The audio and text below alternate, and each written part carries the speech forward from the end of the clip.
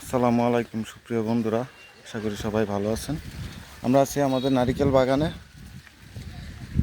চলছে আমাদের নারিকেল বাগানে সাদা মাছি আক্রমণ করছে। তো সাদা মাছি থেকে গাছের পাতাগুলোকে রক্ষা করার জন্য আমরা ওষুধ ব্যবহার করতেছি। এই দেখতে পাচ্ছেন সাদা মাছি পাতাগুলোকে একদম নষ্ট করে ফেলতেছে। কিরে কম করে লয়ে দিস।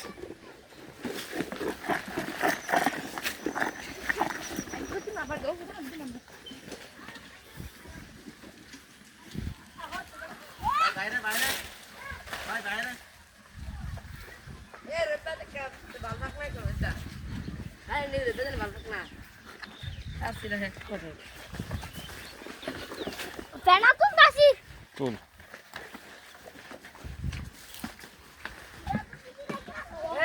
এই যে এই পাতাটা দেখ, এই পাতাটা কি পরিমাণ ধরছে। এই যে করে নাই দে ভালো মতো।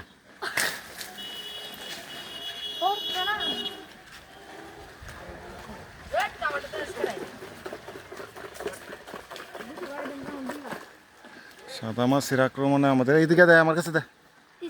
সাদা মাছির আক্রমণে আমাদের গাছগুলো দুর্বল হয়ে গেছে।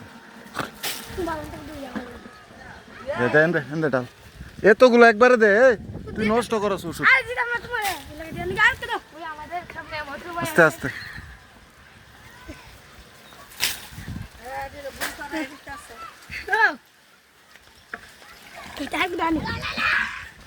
প্রত্যেকটা গাছে গাছে ওষুধ দেওয়া হচ্ছে। এই যে দেখেন সাদা মাছির আক্রমণে কিভাবে গাছের পাতা নষ্ট হয়ে যায়।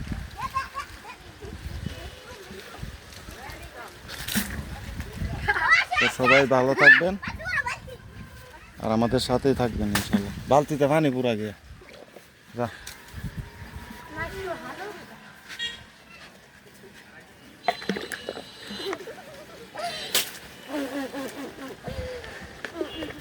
রাখ রাখ রাখ, এই পাতাটা দিই।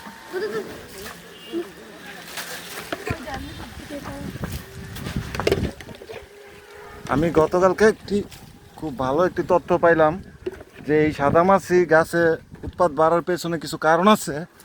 এক হলো আমাদের গাছের গোড়ায় প্রচুর পিঁপড়ার বাসা।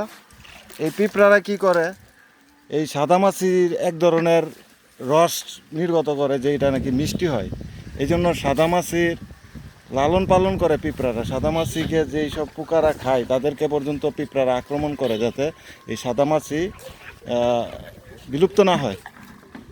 এই জন্য আমাদের পিঁপড়ার বিরুদ্ধে অ্যাকশন নিতে হবে।